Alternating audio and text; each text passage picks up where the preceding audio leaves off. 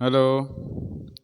तो आज हम डिस्कस करने वाला है गियर टूथ टर्मिनोलॉजी के बारे में। बहुत ही important topic according to gears, है ना।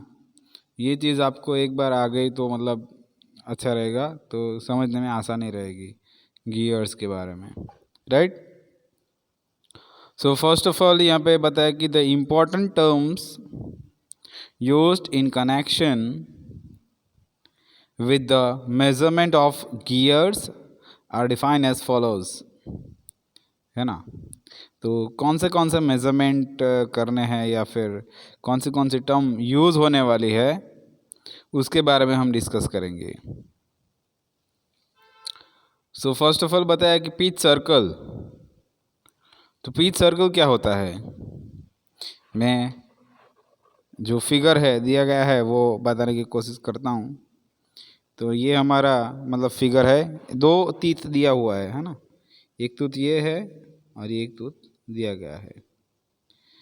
तो इसमें जो पिच सर्कल दिया गया है वो यहाँ पे दिखाया गया है। देखो ये क्या है, पिच सर्कल ना। तो इसका एरो कहाँ पे जा रहा है, यहाँ पे।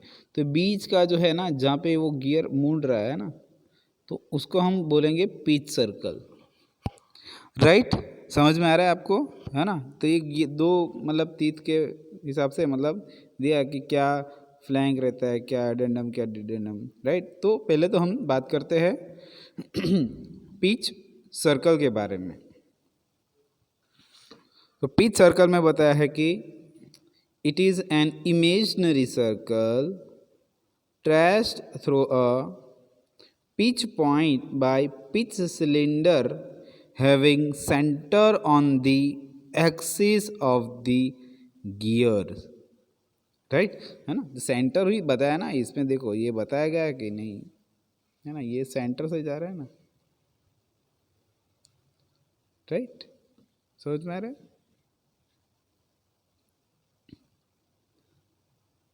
देन और पिच सर्कल क्या है, इमेजनरी सर्कल, वो भी आपको ध्यान में रखना है।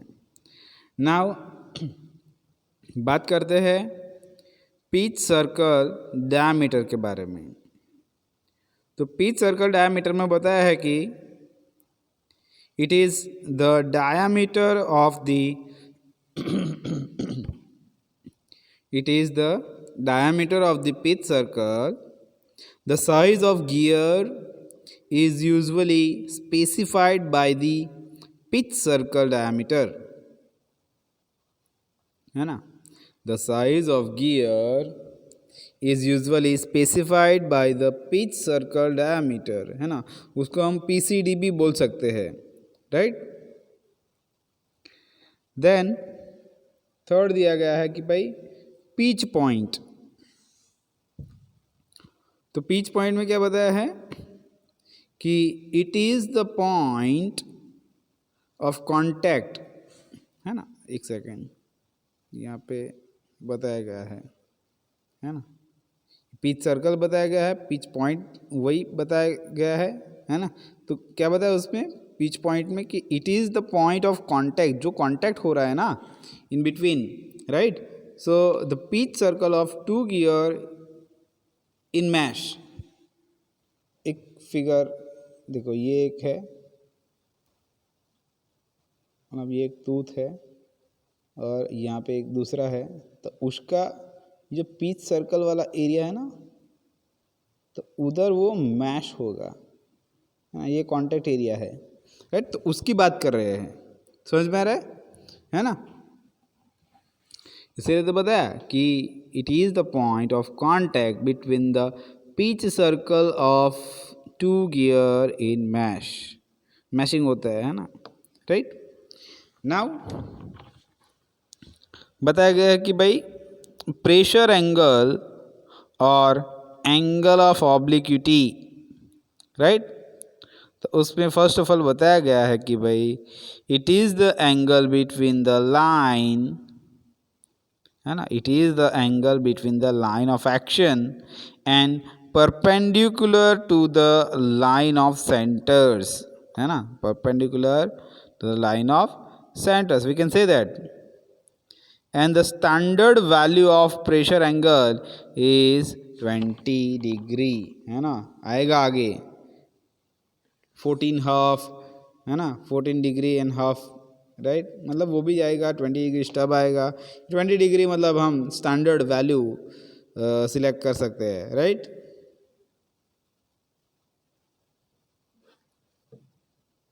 देन सर्कुलर पिच यानी क्या होता है, पीसी, है ना. तो उसमें बताया है कि it is the distance measured on the circumference of the pitch circle. Pitch circle के बारे में पता चल गया, right. Pitch circle from a point of one tooth of the corresponding point of the next tooth. जो distance रहता है ना दोनों टीथ के बीच में, है ना, that is called circular pitch, circumference में, राइट. तो P C is equal to, यहाँ पे कौन सा फॉर्मूला लिख सकते हैं हम, पाई डी बाई टी लिख सकते हैं. So where D is equal to pitch circle diameter, T is equal to number of tooth, और we can say number of teeth भी बोल सकते हैं. तो pi D divide by T यहाँ पे हम ले सकते हैं. फिर बहुत ही इम्पोर्टेंट चीज़ कि मॉड्यूल. तो हमारा जो स्पर गियर आता है, हेलिकल गियर आता है, बेवल गियर आता है, वॉर्म एंड वॉर्म विल आता है ना, वो वाला गियर आता है. तो उसमें ज़्यादातर क्या फाइंड करना रहता है, तो मॉड्यूल, क्योंकि उसके हिसाब से मतलब चलेगा, राइट. तो इसीलिए यहाँ पे बताया है कि it is the ratio of the pitch circle diameter in millimetre. जो पिच सर्कल डायमीटर जो दिया गया है वो mm में दिया गया है, right. And to number of teeth, तो कितने नंबर ऑफ टीथ यूज़ कर रहे हैं उसके हिसाब से टी दिया गया है यहाँ पे, राइट. तो वो हो गया एक मॉड्यूल. अब बात करते हैं एडेंडम सर्कल के बारे में और एडेंडम के बारे में. तो एडेंडम में बताया है कि द रेडियल हाइट, जो कि क्या है हमारे पास, h, small h, of the tooth from pitch circle to tip of the tooth is down as dedendum, right. तो वो चीज़ आपको याद रखनी है, फिगर में बताया है सब कुछ. फिर एडेंडम सर्कल और आउटसाइड सर्कल के बारे में क्या बताया, the circle that focus the top of the gear tooth is addendum circle. So the diameter of the circle is known as outside diameter. उसको हम outside diameter भी बोल सकते हैं, right. Now dedendum के बारे में देखो, यहाँ पे ये दोनों सर्कल बताया है ना, ये सेंटर से मतलब ऊपर की तरफ होगा तो एडेंडम हो जाएगा, और सेंटर से नीचे जो हो जाएगा वो मतलब क्या होगा, डिडेंडम सर्कल, राइट. डिडेंडम यानी, राइट. तो वो चीज़, और आउटसाइड तो दिया गया है, ये वाला हमारा आउटसाइड है ना, ये बताया गया है, राइट. इसके लिए तो बिले बोला है. सो द डिडेंडम में बताया कि the radial depth h of the tooth from pitch circle to bottom of the each is known as dedendum, right. और डिडेंडम सर्कल और रूट सर्कल के बारे में क्या बताया है, the circle that limits the bottom of the gear tooth down as dedendum or root circle के बारे में, right. So the diameter of this circle is called root diameter. उसको हम क्या बोलेंगे, root diameter बोल सकते हैं, right.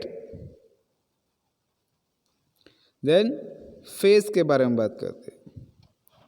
तो फेज में बताया कि the part of the tooth lying between the pitch and addendum circle, है ना. देखो फिगर में बताया गया है ना, ये ये फेज है, और फेज यानी वो प्रोफाइल भी हो सकता है। देखो ये है ना, ये जो चीज़ रहती है उसको हम प्रोफाइल बोलते हैं, और ये जो चीज़ रहती है ना उसको हम लीड बोलते हैं, राइट। तो वो आएगा, गियर टेस्टिंग मशीन जब यूज़ करते हैं ना तब उसका हम DIN नंबर वो सब फाइंड आउट करते हैं, राइट। सो फेज में बताया है कि the part of the tooth है lying between the pitch and addendum circle, और फ्लैंक तो नीचे की तरफ था। Part of the tooth lying between the pitch and dedendum circle, है ना, एडेनम नहीं, इसमें डिडेंडम आएगा, राइट। देन बात करते हैं टूथ थिकनेस के बारे में। तो टूथ थिकनेस में क्या बताया है, the width of the tooth measured, the width of the tooth measured on the pitch circle, है ना, measured on the pitch circle. So width of the space में बताया है कि the width of the space between the adjacent teeth measured on the pitch circle, right. दोनों दिया गया है उसमें, है ना, the width of the space between the adjacent teeth जो है वो मेजर करते हैं, मतलब ऑन दी पिच सर्कल पे, right. And then blank diameter दिया गया है। तो ब्लैंक डायामीटर में क्या होता है कि this is the diameter of blank from which gear is generated, है ना, गियर जो है वो मतलब जनरेट होता है, ऐसा बोल सकते हैं, है ना, blank. So it is equal to PCD, pitch circle diameter, plus twice the dedendum, है ना, डिडेंडम को ट्वाइस करके मतलब हम कर सकते हैं। देन बताया कि डायमेट्रल पिच, तो उसमें फर्स्ट ऑफ ऑल बताया है कि it is the ratio of number of teeth, it is the ratio of number of teeth to the pitch circle, है ना, डायमीटर पिच में क्या बताया, it is the ratio of number of teeth to the pitch circle diameter in millimetres, जो भी दिया गया है वो मिलीमीटर्स में दिया जाएगा। So it is denoted by PD, यानी मैथमेटिकली क्या होता है, राइट। तो that is good. Mathematically we have T/D मिलेगा, है ना, उसका मतलब रेसिप्रोकल जैसा हो गया ना, right. So T is equal to मतलब π/PC भी लिख सकते हैं हम, और T क्या है हमारे पास, नंबर ऑफ टीथ, और D है हमारे पास पिच सर्कल डायामीटर। क्लियर। तो ये फिगर्स जो ज्योमेट्री बताई गई है उसमें क्या क्या चीज़ रहती है ना, ये हमारा जो है वो क्या रहता है, रूट सर्कल, ये जो रहता है इतना, यहाँ से स्टार्ट करके यहाँ तक कॉर्नर तक का, ये जो है उसको हम सर्कुलर पिच बोलते हैं। और ये जो है ना, ये हमारा क्या है, बेस सर्कल है ना, ये जो दिख रहा है वो बेस सर्कल, राइट। और फ्लैंक क्या है, फेस क्या है, टूथ स्पेस जो दिया गया है ना, दोनों के बीच में, और टूथ थिकनेस जो है वो भी यहाँ पे इंडिकेट की गई है, कितनी थिकनेस है वो, दोनों के बीच में स्पेस कितनी है वो भी यहाँ पे इंडिकेट किया गया है। आउटसाइड सर्कल क्या होता है, डिडेंडम एडेंडम क्या होता है ना, सारी चीज़ें हम डिस्कस कर रहे हैं। क्लियर। अब ये जो है मतलब, राइट, तो यहाँ पे ये गियर टर्मिनोलॉजी ख़त्म होती है, right.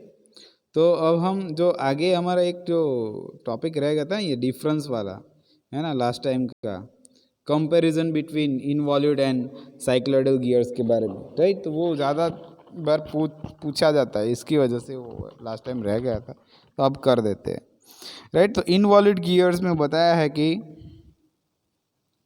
The centre distance for a pair of involute gears can be varied with in limits without changing the velocity ratio, है ना, without changing the velocity ratio, we can say that.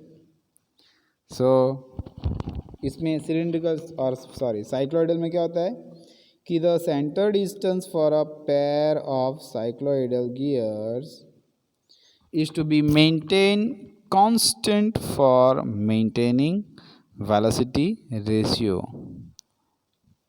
right? Constant for maintaining velocity ratio,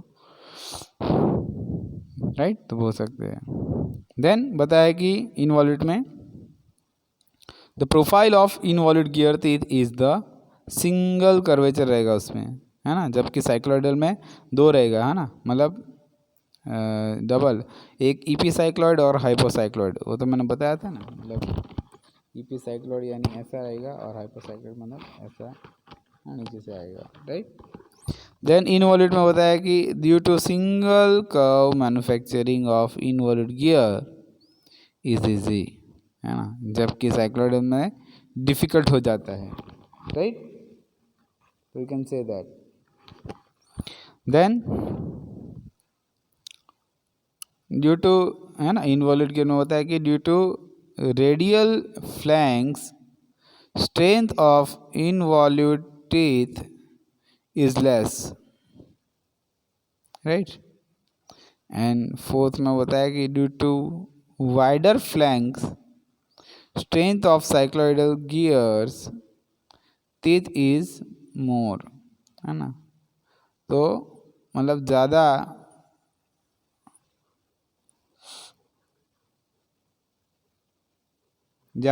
teeth रहता है ना, due to wider flank strength of cycloidal gears teeth is more.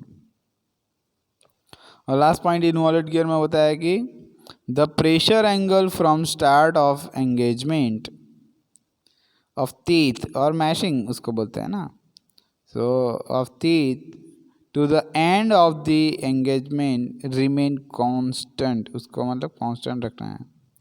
So this result is smooth running, जबकि यहाँ पे बताया कि the pressure angle varies from start of engagement to end of engagement, this result is less.